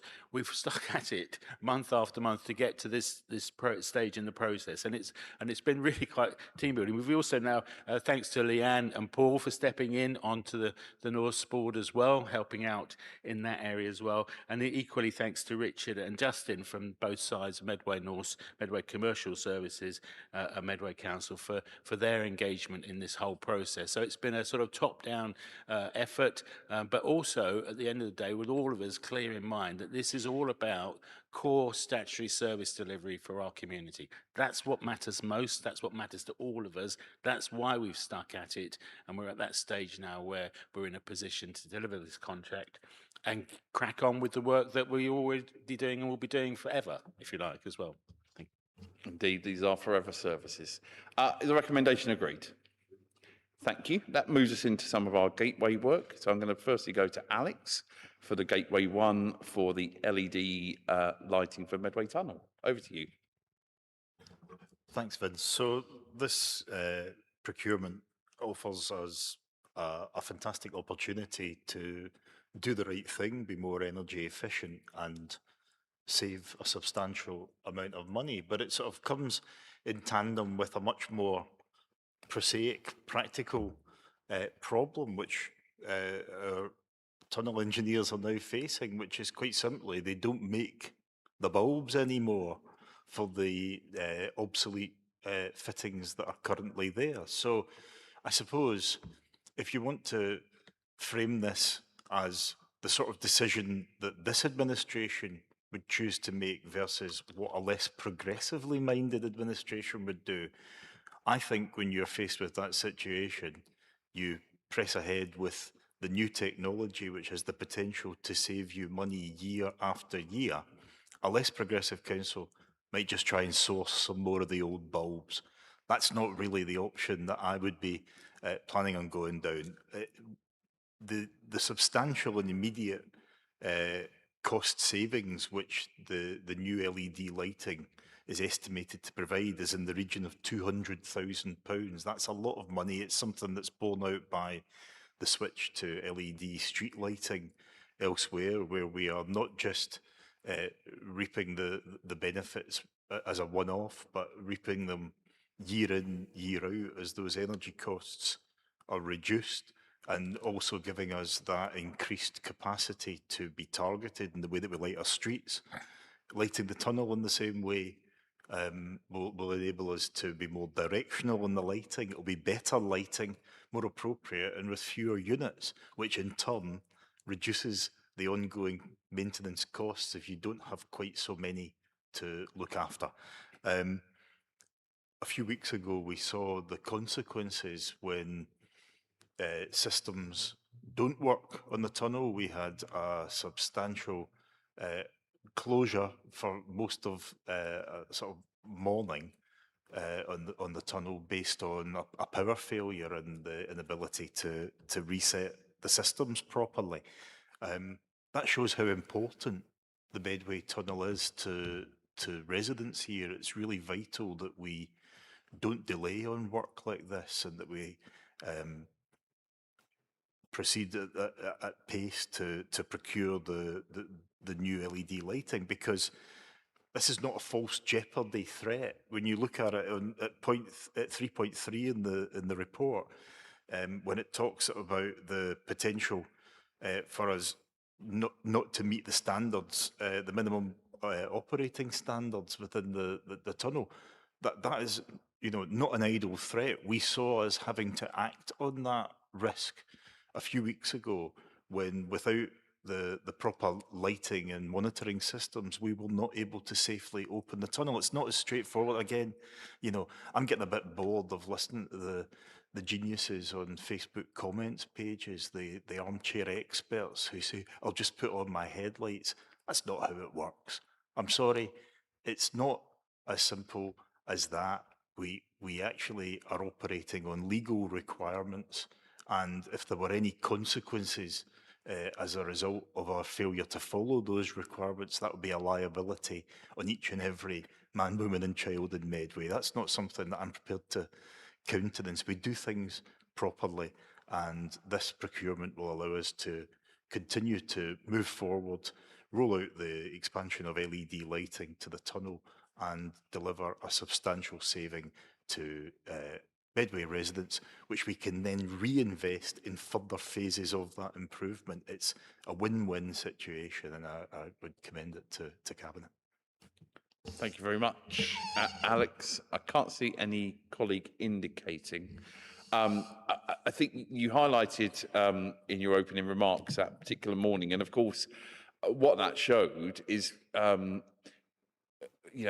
things that are outside of our control. So it's outside of our control that most of this equipment no longer exists. It's also, on that particular morning, regrettably outside of our control, that really unfortunately there was a fire in Strood on the same morning, and that led to huge challenges for a relatively short period of time. But it just shows that actually how important that tunnel is. So for that reason as well, I'm very supportive of this, as well as the better environmental outcomes, as well as the cost savings longer term, which, as you rightly say, will be reinvested back into making sure that really important part of our infrastructure continues to be in place. I can't see anybody else, so I'll come back to you, Alex, for any final remarks. Yeah, absolutely. Just to reiterate, this is in one sense a really simple, straightforward procurement, but it does speak to the way that we are approaching this administration, whether it's through the Medway 2.0 scheme, where we are looking to achieve, savings further down the line, to work smarter and to think in that longer term way, not to bottle it and just say, well, as I say, can we find some more of those ropey old bulbs and just keep plodding along as we were? That's not the way we do things, and we're not going to do that. And I would ask colleagues to support the recommendation at 1.1. Thank you very much, Alex. Is that agreed? Thank you. Let's move to the penultimate item tonight. Zoe, over to you for Gateway 3, Gun Wharf Building Refurbishment Works.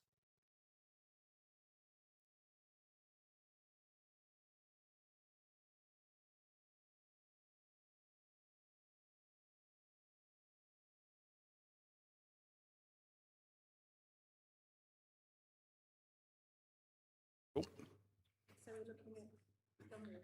Yeah. Sorry. Okay.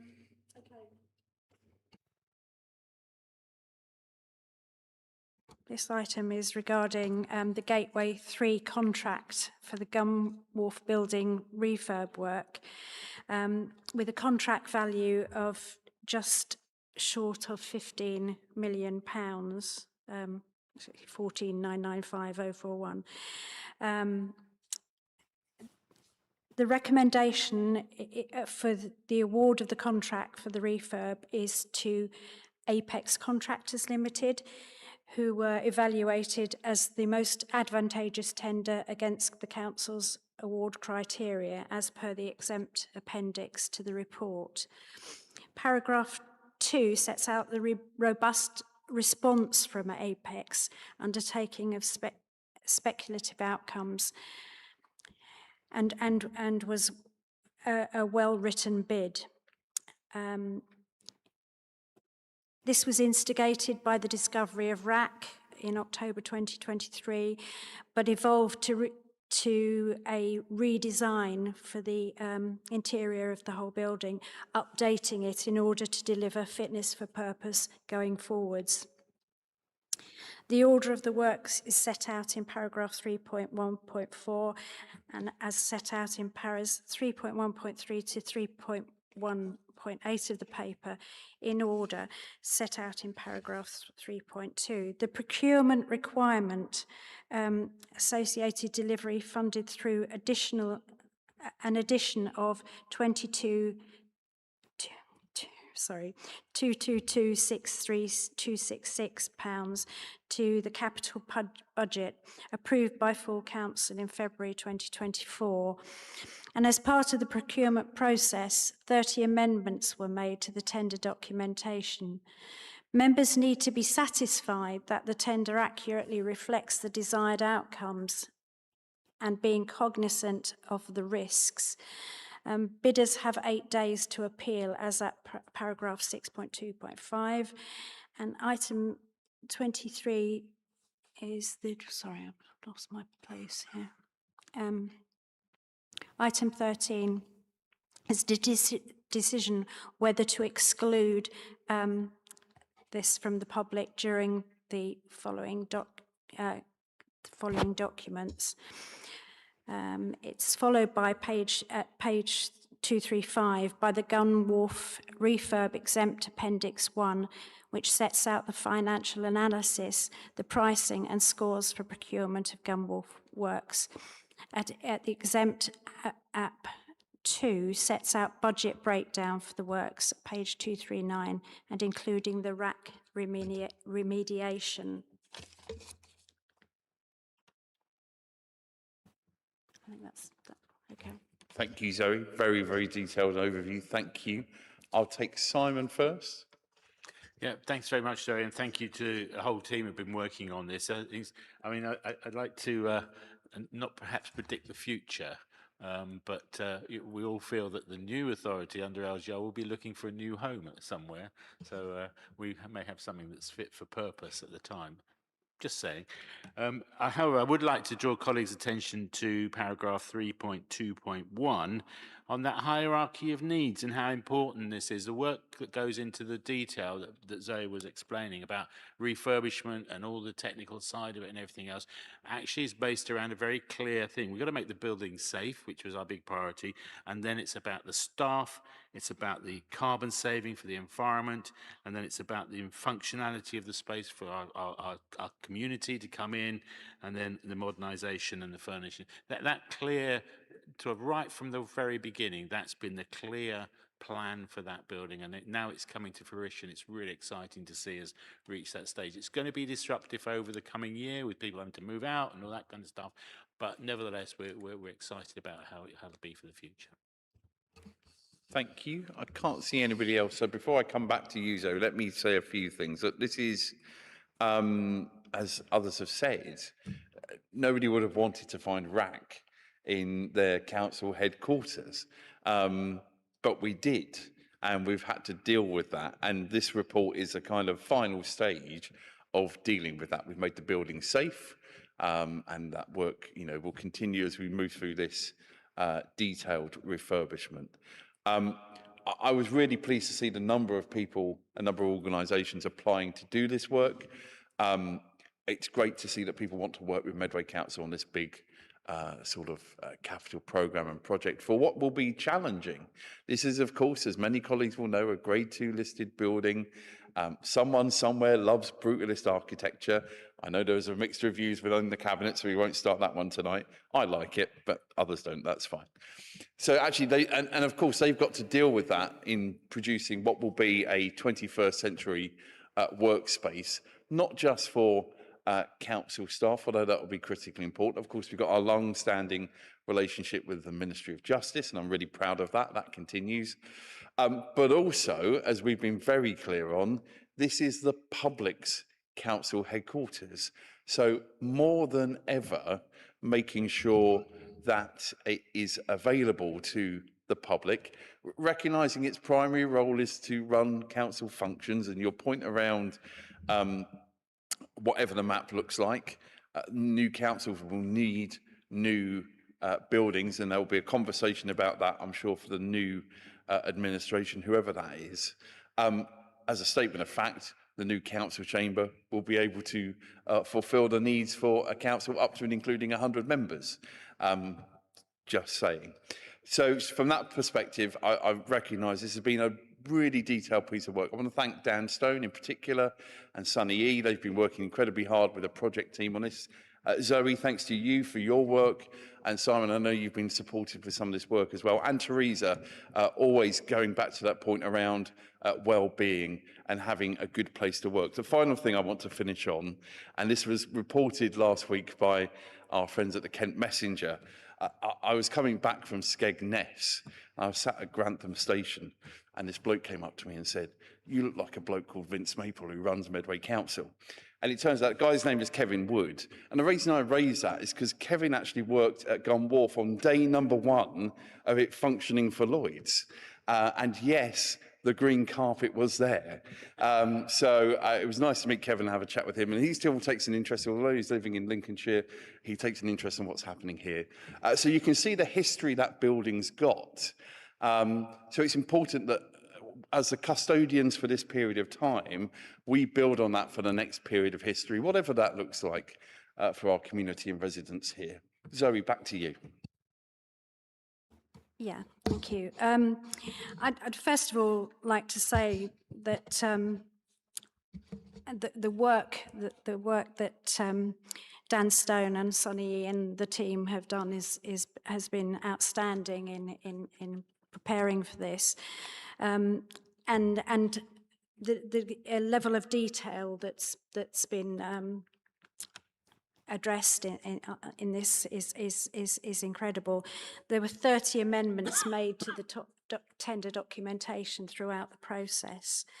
And members do need to be satisfied that the tender accurately reflects the desired outcomes and being cognizant also of the risks involved in the work.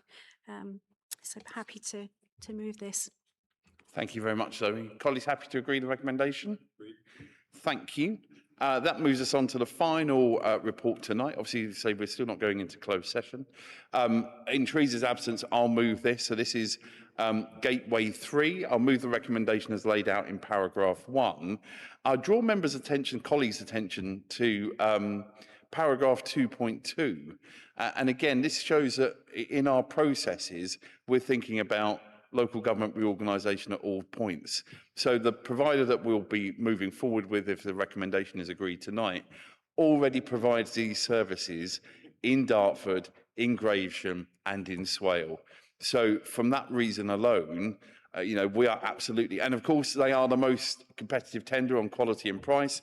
Quality first, price second. Really important to remember that as well, which is always the approach we take. But it's worth putting that on the line because, again, from that perspective, it shows we're thinking about that carefully and closely.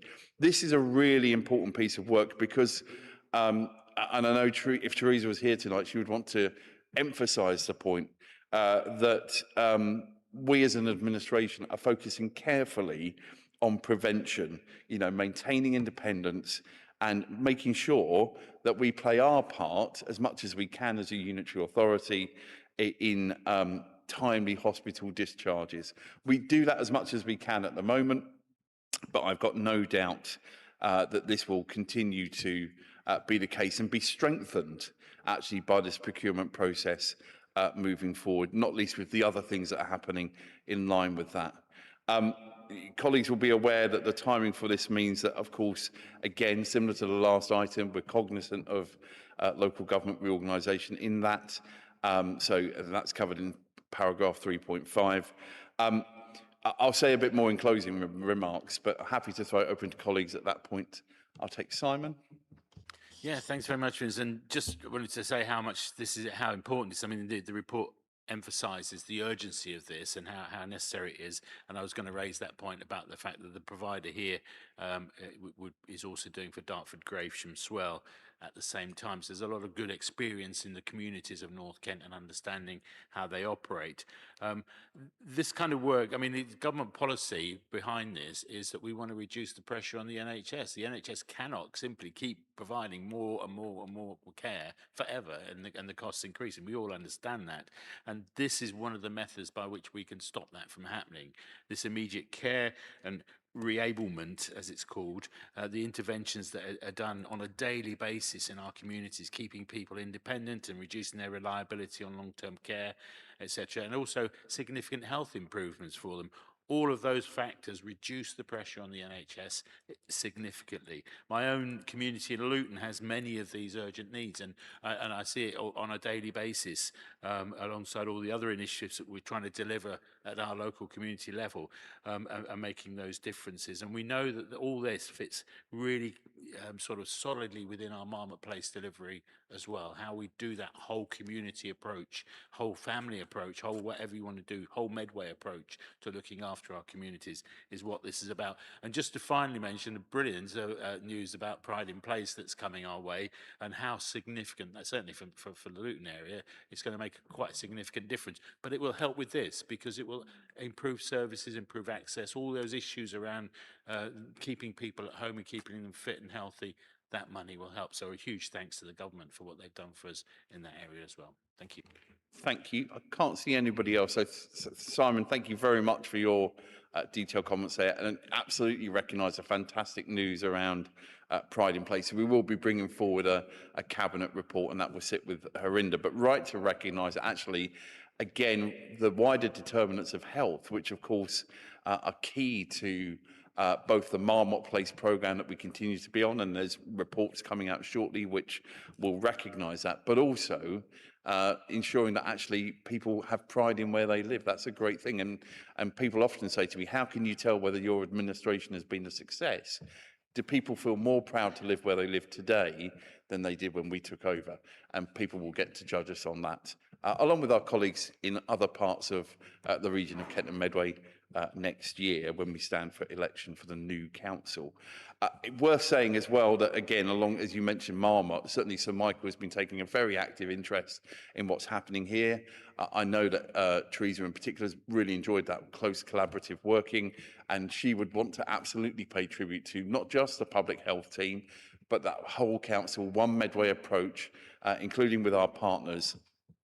And this procurement will ensure that these processes will continue to play their part in ensuring, as I say, wherever practically possible, earlier release from hospital. That's not always possible, but where it can be, it should be, and this will help with that, along with some of the other things I said in my opening remarks. So huge thank you, Simon, for your comments there. Are colleagues happy to agree to recommendations? Thank you very much. That ends tonight's meeting. Have a good rest of your evening. Good night.